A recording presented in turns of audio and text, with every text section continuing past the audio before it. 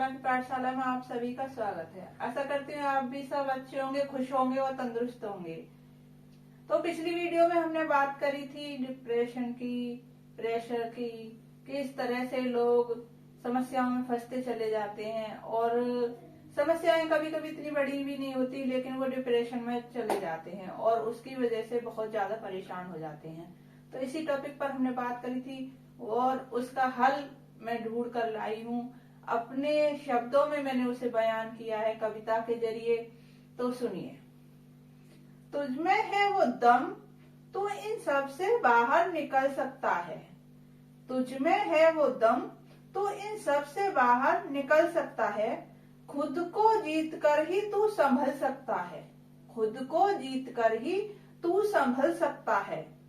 तू भी राहों को मोड़ सकता है। तू भी राहों को मोड़ सकता है। मुश्किलों के घेरे को तोड़ सकता है। मुश्किलों के घेरे को तोड़ सकता है। थोड़ा सा वक्त को वक्त दे। थोड़ा सा वक्त को वक्त दे। वो हालात सुधार देगा। वो हालात सुधार देगा। वक्त से अच्छा कोई मरहम नहीं। वक्त से अच्छा कोई मरहम नहीं। वो तुझको भी संभाल लेगा। वो तुझको भी संभाल लेगा। कहते हैं दोस्तों के वक्त एक ऐसी दवा होती है कि वो धीरे धीरे, चाहे कितनी भी बड़ी खुशी हो, चाहे कितना भी बड़ा गम हो, चाहे कितना भी बड़ा दुख हो, वो उसे भुला ही देता है और धीरे धीरे हम उस चीज से बाहर निकलने लग जाते हैं। लेकिन तो हमें कुछ चीजें वक्त के साथ खुद को भी बदलना चाहिए और कुछ उसको वक्त देना चाहिए। पीछे को लौट कर देख और ध्यान कर। पीछे को लौट कर देख और ध्यान कर। कहां से बने ये हालात, किसी अपने हमदर्द से बयान कर। कहां से बने ये हालात, किसी अपने हमदर्द से बयान कर।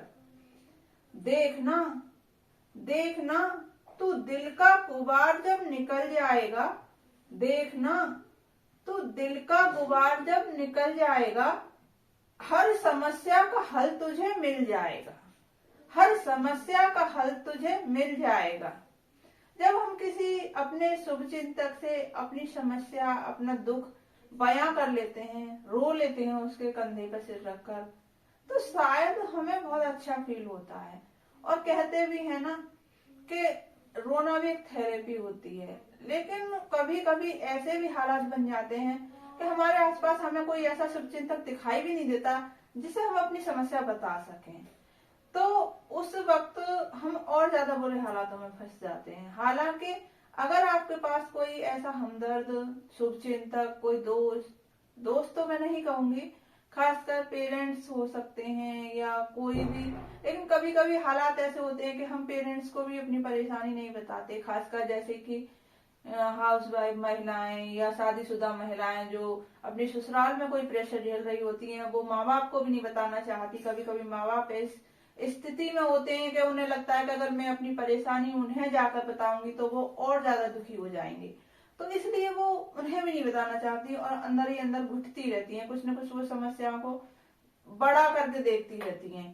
तो उस वक्त के लिए मैंने लिखा है कि हो सकता है कि न हो कोई हमदर्द तेरे पास कहने को कथन। हो सकता है कि न हो कोई हमदर्द तेरे पास कहने को कथन। तो ये पेड़ पौधे, पक्षी, जानवरों में ही ढूंढने का दोस्त कर तू जतन। प्रकृति से अच्छा कोई दोस्त नहीं होता हमारे पास। अगर हम पेड़ पौधे, पक्षी, जानवर इनके आसपास रहते हैं या ये हमारे आसपास होते हैं, तो इनके अंदर की कुछ पॉजिटिविटी हमें मिलती है। उस सकारात्मकता जो होती है उससे हमें अच्छा फील होता है और उससे हम किसी भी मानसिक तनाव से बाहर निकलने में हमें बहुत अच्छी मदद मिलती है। तो अगर हम इस तरह के माहौल को अपने आसपास क्रिएट करें तो शायद हमें इन चीजों से निकलने में आसानी हो जाए। तो घिरा बैठा है अपने ही डर के घेरों में। तू घिरा बैठा है अपने ही डर के घेरों में, इसलिए तुझे दिन भी दिखता है अंधेरों में। इसीलिए तुझे दिन भी दिखता है अंधेरों में। तू योग कर और ध्यान कर। तू योग कर और ध्यान कर। शरीर का नहीं, तू आत्मा का ज्ञान कर। शरीर का नहीं, तू आत्मा का ज्ञान कर। खुद के डर को जब तू डरा पाएगा, खुद के डर को जब तू डरा पाएगा, इन हालातों से बाहर आ जाएगा। इन हालातों से बाहर आ जाएगा। दोस्तों कहते हैं ना कि पहली लड़ाई तो खुद से जीतनी होती है। किसी और को हम जब ही हरा सकते हैं जब हम खुद के डर को हरा देते हैं, जब हमारे अंदर सेल्फ कॉन्फिडेंस इतना हो जाता है कि हाँ हम कर सकते हैं। बहुत सारे लोग तो ऐसे हैं जो बहुत ज्यादा उनके अंदर एक प्रतिभा होती है, लेकिन वो कभी अपने डर से बाहर ही नहीं निकल पाते और उस काम को नहीं कर पाते जो उन्हें करना चाहिए था। या ऐसा ही कभी कभी डिप्रेशन में भी होता है, या ऐसा ही उन मानसिक समस्याओं में भी होता है कि समस्या इतनी बड़ी होती भी नहीं है जितनी बड़ी वो व्यक्ति अपने लिए बना लेता है। वो खुद ही उसमें घुटता रहता है और जब अगर वो उस समस्या का हल ढूंढने किसी ऐसे अनुभवी व्यक्ति को सुने, किसी ऐसे अनुभवी शुभचिंतक से कहे या खुद से उस डर को डराने की कोशिश करे, तो कभी कभी वो समस्या इतनी बड़ी नहीं होती जितनी वो उसमें घिरता चला जाता है। और समस्या कितनी भी बड़ी क्यों न हो, ये जिंदगी इतनी अनमोल है, ये जिंदगी हमें बार बार नहीं मिलेगी।